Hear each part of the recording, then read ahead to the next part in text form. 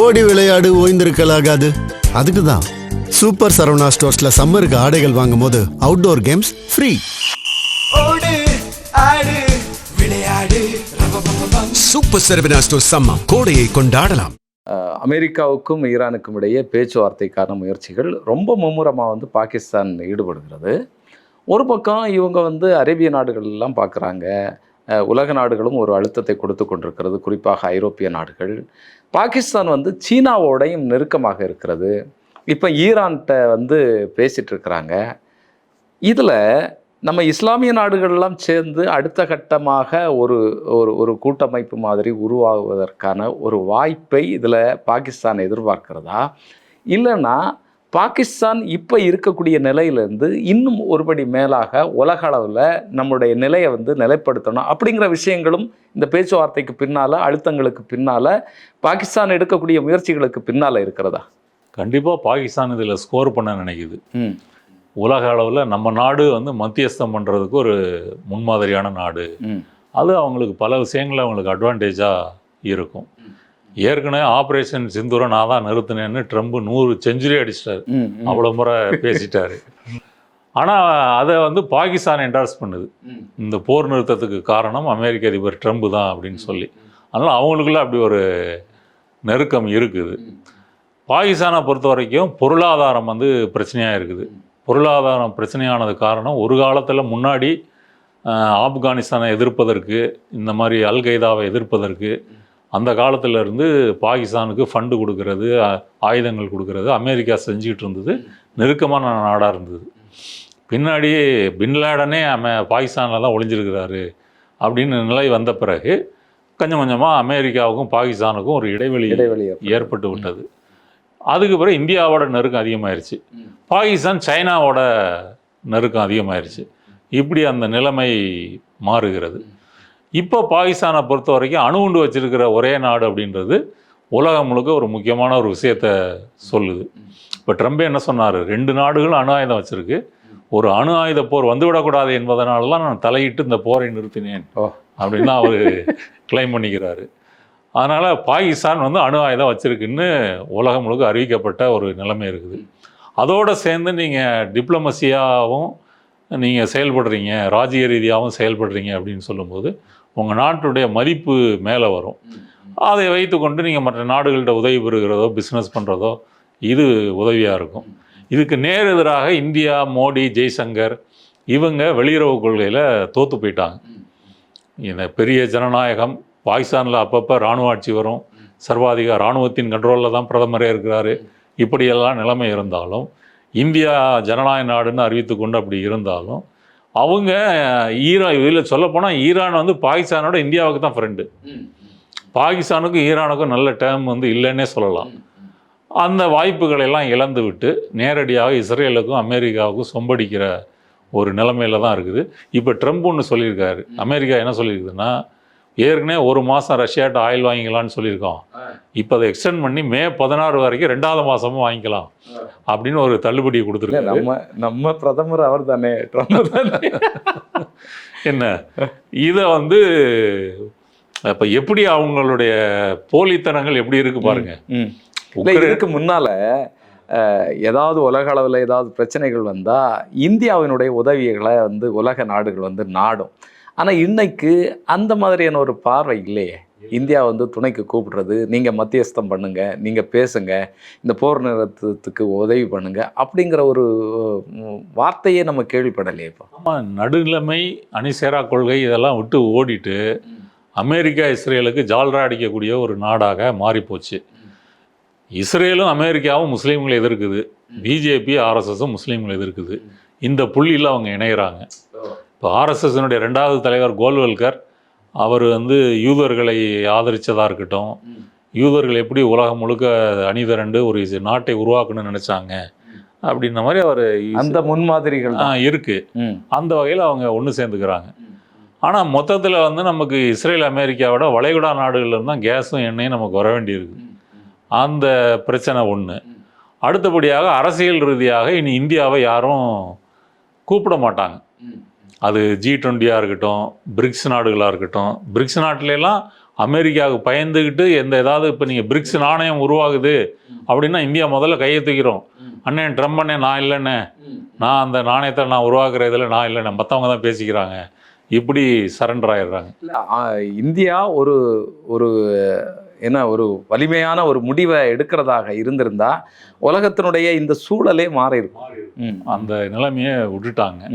இப்போ இலங்கை ஒரு சின்ன நாடு, அந்த நாடு கூட 2 அமெரிக்க போர் விமானங்களே இறக்க மாட்டேன் அப்படின்னு சொல்லி திருப்பி அனுப்பியிருக்குது. கொலம்பியா கொலம்பியர்கள் அங்கேருந்து கைகாலில் சங்கிலி போட்டு அனுப்புனதை கண்டித்து, நீ எப்படி எங்கள் மக்களை கேவலமாக நடத்தலாம், நாங்கள் பிரசிடென்ட்டோட ஃப்ளைட்டே அனுப்புகிறோம், ராஜ மரியாதையோட கொண்டு வரோம் அப்படின்னு சொல்கிறாங்க. இப்படி கூட மோடி சொல்ல முடியல. அவர் அமெரிக்காவில் இருக்கும்போதே ஃப்ளைட்டில் சங்கிலி போட்டு இந்தியர்களை ஏற்றி அமிர்தசரஸுக்கு அனுப்பிட்டு இருக்கிறாங்க. அதனால் இந்தியாவினுடைய தோல்வி. ட்ரம்பை பொறுத்த வரைக்கும் உக்ரைனு ரஷ்யா போகிற முடிச்சேன்னு சொன்னார். ரஷ்யாவுக்கு எண்ணெய் வாங்கினா ஃபைன் போடுவேன்னாரு. ஃபைனும் போட்டார். இந்தியாவுக்கெல்லாம் 25% போட்டார். இன்னைக்கு 2வது மாதமும் ரஷ்யா எண்ணெய் விற்றுக்கலாம். இந்தியாவுக்கு மட்டும் இல்லை, எல்லா நாடுகளும் ரஷ்யாட்ட எண்ணெய் வாங்கிக்கலாம். இது என்ன கேலி கூத்து! அங்கே உக்ரைன் குய்யோமியோன்னு கத்துறான். அப்போ இவர்களுடைய போலித்தனம் என்பது இவர்களுடைய ஆட்சியில் அரசியலில் எவ்வளவு, அதாவது அவங்களுடைய சுயநலனத்துக்காக என்ன வேணா பேசுவாங்க, என்ன வேணா செய்வாங்க. முதல்ல ட்ரம்ப் சொன்னது என்ன? ரஷ்யாவு எண்ணெய் விற்று வரக்கூடிய பணம் உக்ரைன் போருக்கு பயன்படுகிறது, அதனால ஒரு வயலும் வாங்கக்கூடாது. இன்னைக்கு உலக அளவில் எண்ணெய் விலை உயரக்கூடாது, மேலும் உயர்ந்தால் அமெரிக்காவுக்கு பிரச்சனை, அதனால ரஷ்யாட்ட இருந்து எல்லாம் ஆயில் வாங்கிக்கலாம்.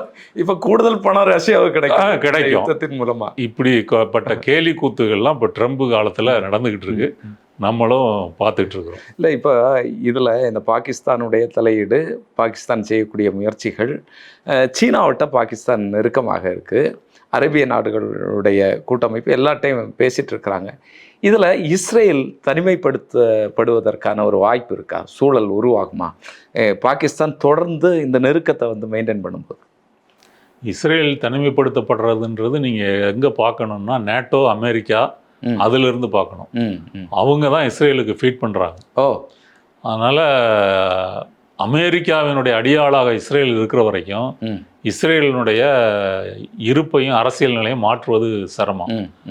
ஆனால் வளைகுடா நாடுகள் உண்மையிலேயே ஒரு முஸ்லீம் நாடுகள் என்ற முறையில் கூட அவர்கள் ஒன்று சேரவில்லை. அவங்களுக்குள்ள சியாசன்னி பிரச்சனை இருக்குது.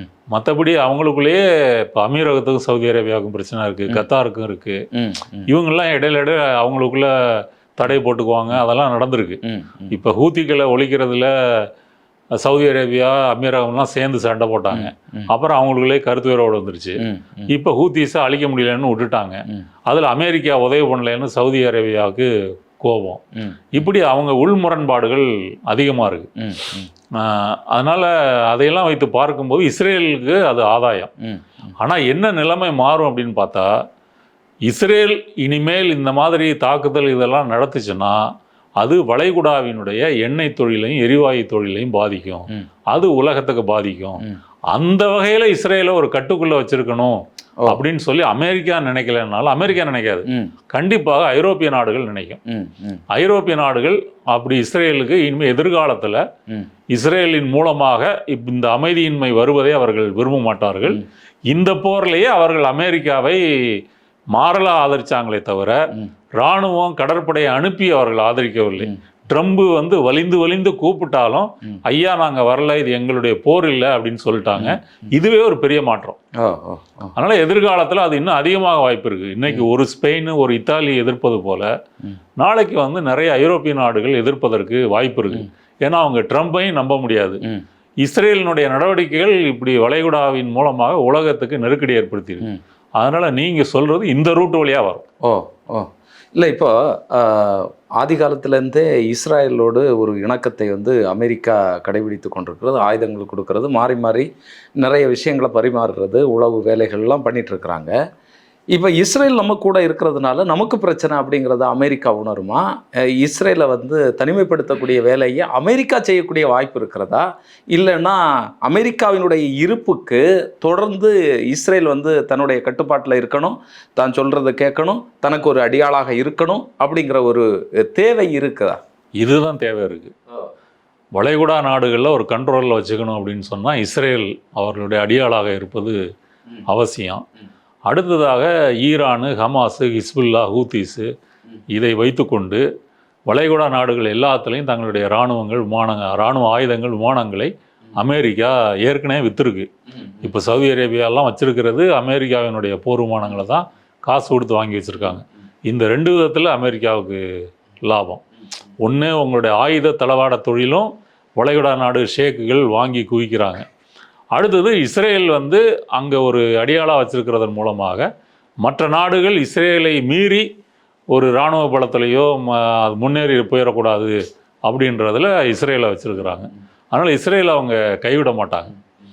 இப்போ ஈரானை வந்து அடிக்கணும், அணு ஆயுதம் தயாரிக்கக்கூடாது அப்படின்றதெல்லாம் அமெரிக்காவுக்கு ஒரு விருப்பம் இருந்தாலும் அதை முன்னோக்கி செய்கின்ற நாடாக இஸ்ரேல் தான் இருக்குது. அந்த வகையில் இஸ்ரேலை வந்து ஒரு என்ன சொல்கிறது, ஒரு அந்த ஏரியாவினுடைய ஒரு ரவுடி பராமரிப்பதை அமெரிக்கா வந்து செய்யும். இல்லைன்னா இப்போ அமெரிக்க நிதி உதவி, ஆயுத உதவி இல்லைன்னு சொன்னால் இஸ்ரேல் இவ்வளவு போர்கள் இவ்வளவு காலம்லாம் நடத்தியிருக்க முடியாது. அது வந்து சாத்தியமே இல்லை. அதனால் அமெரிக்கா அதை விட்டுறாது. இஸ்ரேல் தொடர்ந்து பண்ணிட்டு தான் இருக்கும். சாப்பாடு கொடுக்கக்கூடிய வேலையை பண்ணிட்டு தான் இருக்கும். ஆமாம். தொடர்ந்து பார்ப்போம். இன்னும் ஒரு 2 நாட்களில் தெரிய வரும் இந்த பேச்சுவார்த்தை. அதிகபட்சம் திங்கட்கிழமை பேச்சுவார்த்தை நடத்தக்கூடிய வாய்ப்பு இருக்கிறதாக ஊடகங்கள் பேசி கொண்டிருக்கின்றன. வரக்கூடிய நாட்கள்லையும் பேசுவோம். இந்த ஈரான், அமெரிக்கா, இஸ்ரேல் போர் வந்து எந்த கட்டத்தை நோக்கி பயணிக்கிறது, ஒரு முற்றுப்புள்ளி வைக்கப்படும் அப்படிங்கிறத உங்களுடைய நேரத்திற்கும் கருத்திற்கும் நன்றி.